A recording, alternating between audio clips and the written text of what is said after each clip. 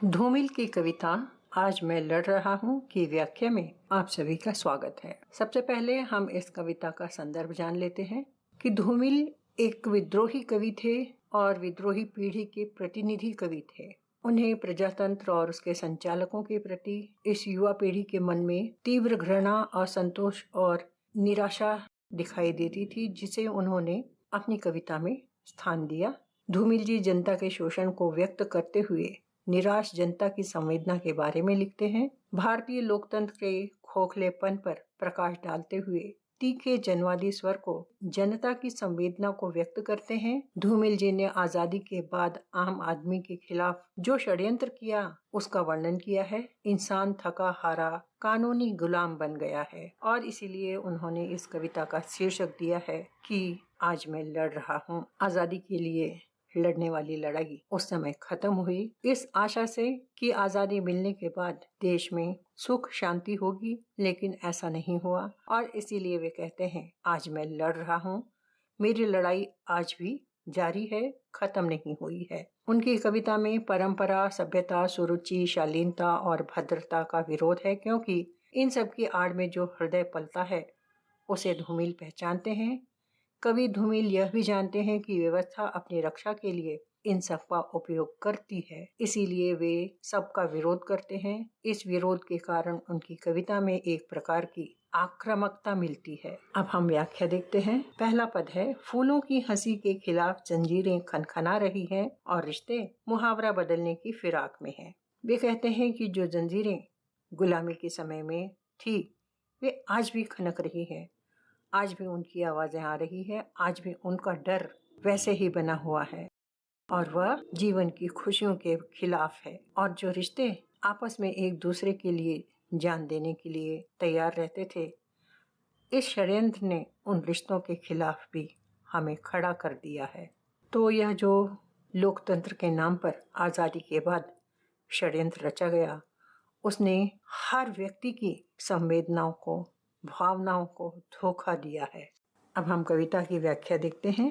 पहला पद है, फूलों की हंसी के खिलाफ जंजीरें खनखना रही हैं और रिश्ते मुहावरा बदलने की फिराक में हैं।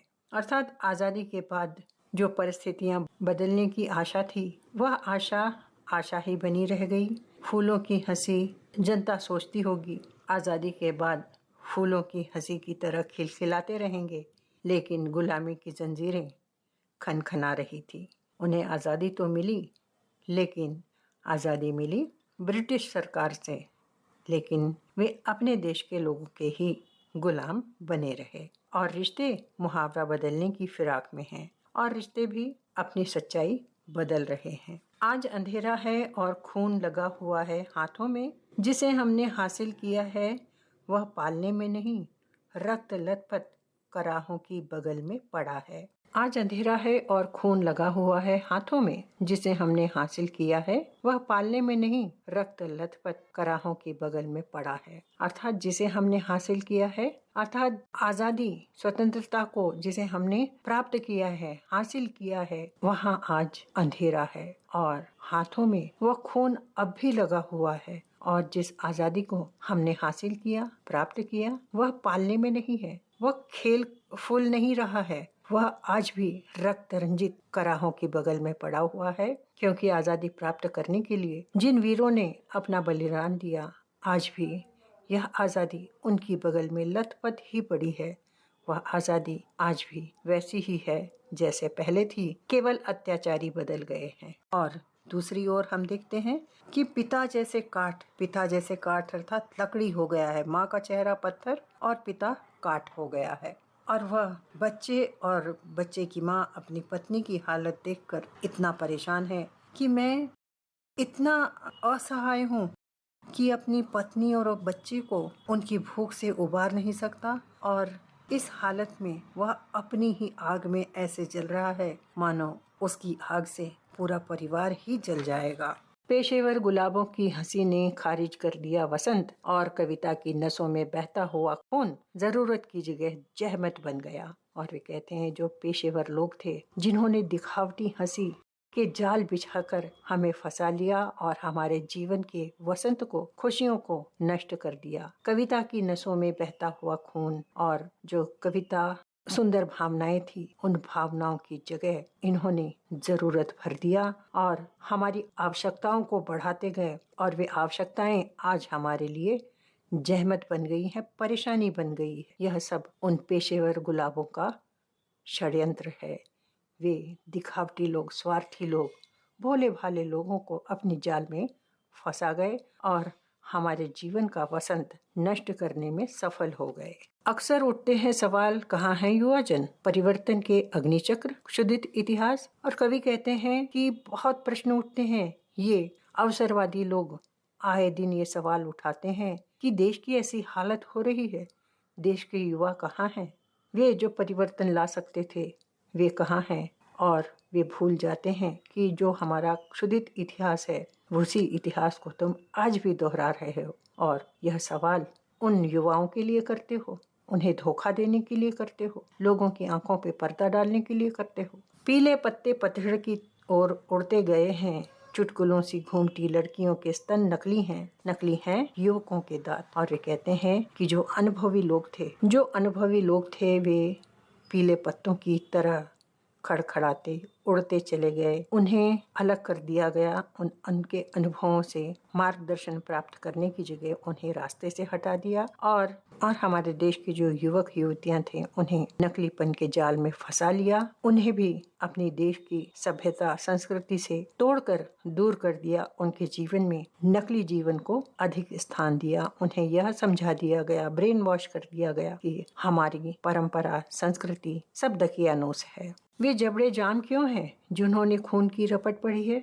और वे कहते हैं कि आजादी के बाद इन षड्यंत्रकारियों का इतना आतंक है कि वे लोग जिन्होंने आंखों से देखा था, रपट पड़ी थी, मानो खून की रपटें पड़ी थी, अपनी आंखों के आगे सब कुछ होते देखा था, उनके जबड़े जाम हो गए हैं। वे कुछ नहीं बोल रहे हैं क्योंकि इन आतंकियों का, षड्यंत्रकारियों का इतना अधिक प्रभाव है कि कोई कुछ बोलता नहीं है। मैं सुनता हूँ, उत्तर धीरे से मुझ में उभरता है। और वे कहते हैं कि मैं तो बोलता हूँ, लेकिन हिम्मत करता हूँ, लेकिन अगले ही क्षण मेरी हिम्मत टूट जाती है और मैं धीरे से स्वयं से ही बोलता हूँ। जैसे काल कोठरी की दीवार पर उभरते हैं शब्द, जैसे जेल में धीरे धीरे शब्द उभरते हैं, उसी धीरेपन से मैं बोलता हूँ। वह शब्द होते हैं कि कल सुनना मुझे, आज मुझ में हिम्मत नहीं है, ना मुझे, आज मैं लड़ रहा हूँ।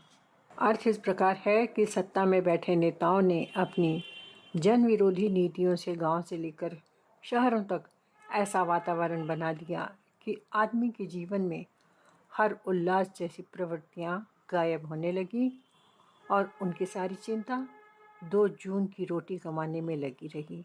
और दूसरी तरफ ये षड्यंत्रकारी शोषक अपने जीवन की सुविधाओं को बढ़ाकर आधुनिक जीवन शैली अपनाकर मौज मस्ती में डूब गए। एक और उनके बच्चे मानो दूध के पौधे से झरते फूल जैसे सफेद दूध पी रहे हैं चुपचाप, और वे अपने रसोई घर में बैठे रोटी के साथ गोश्त उड़ा रहे हैं। और दूसरी ओर मजदूर खटकर कमाकर खाने की खुशी में डूबा है और भाईचारे और परिवार के लिए कुछ करने की उसकी जिम्मेदारी और उसकी खुशी, वह सब कुछ बदल रही है। इन शोषकों के, अत्याचारियों के इरादे इतने बुरे थे कि उन्होंने मजदूरों के, गरीबों के जीवन का उल्लास ही खत्म कर दिया। उसमें भी खटाई डाल दी, भाई भाई परिवार में भी फूट डाल दी। और वे कहते हैं कि ये बदलना शुरू हो गया है। इसकी कहानी कल सुनना मुझसे, आज तो मैं अभी लड़ रहा हूँ, आज मैं अपनी लड़ाई लड़ रहा हूँ। वो लड़ाई लड़ चुका जो देश को आज़ाद कराने के लिए लड़ी थी, लेकिन वह लड़ाई बाहर के दुश्मनों से लड़ाई थी। लेकिन यह लड़ाई तो जो मैं लड़ रहा हूँ भीतर के दुश्मनों से है। यह लड़ाई अभी भी मेरी जारी है। जब दूध के पौधे झर रहे हों सफेद फूल निशब्द पीते हुए बच्चों की जुबान पर, और रोटी खाई जा रही हो चौके में गोश्त के साथ, जब खटकर कमाकर खाने की खुशी परिवार और भाईचारे में बदल रही हो, कल सुनना मुझे, आज मैं लड़ रहा हूँ। इस पद की व्याख्या मैं फिर से एक बार दूसरे शब्दों में समझाना चाहती हूँ वह यह है, जब दूध के पौधे से झर रहे हो सफेद फूल से हम अर्थ लेंगे कि पिछले पद में कवि ने कहा है कि बच्चे भूखे हैं, माँ के चेहरे पत्थर, पिता जैसे काठ, अपनी ही आग में जले हैं ज्यों सारा घर। तो हम देखते हैं कि एक और इतनी गरीबी है कि बच्चे भूखे हैं और माँ का चेहरा पत्थर के जैसा हो गया है, अर्थात संवेदनाहीन। माँ लाचार है, बच्चे की भूख मिटा नहीं सकती और न ही उसे मना कर सकती है, इसलिए वह अपने चेहरे पर पत्थर जैसे कठोर भाव ले आती है।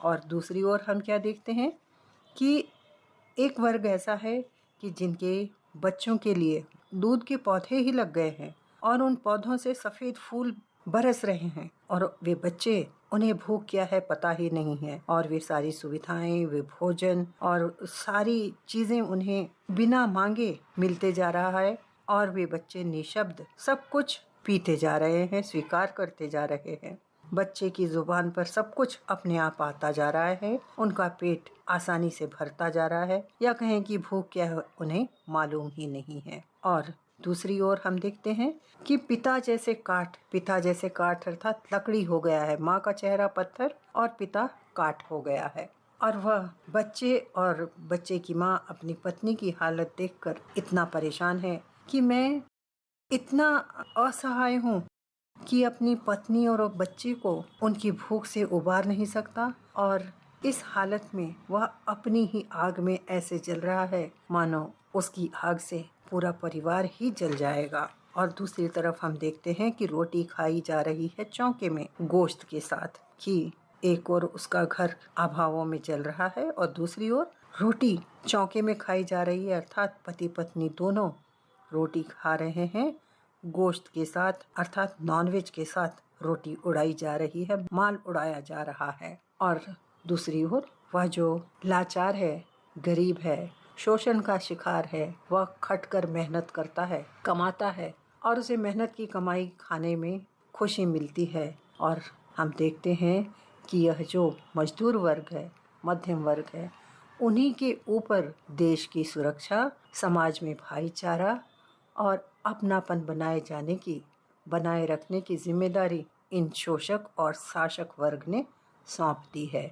और वे इसी में उलझे रहते हैं। अपने परिवार को और भाईचारे को बनाए रखने में लोग क्या कहेंगे, इस डर से वे अपना सब कुछ इसी में लगाए रहते हैं। बदल रही हो कल सुनना मुझे और उनका परिवार और भाईचारे में बदल रही हो। और वे ही ऐसे हैं वर्ग है, मजदूर वर्ग और मध्यम वर्ग, जो समाज में खुशहाली बनाए रखते हैं, क्योंकि वे आज भी लड़ रहे हैं। वे अपने देश के लिए स्वतंत्र होने के बाद भी आज भी लड़ रहे हैं और उच्च वर्ग, शासक वर्ग, शोषक वर्ग, पूंजीपति वर्ग, ये सभी इन लोगों को समाज की कोई चिंता नहीं होती।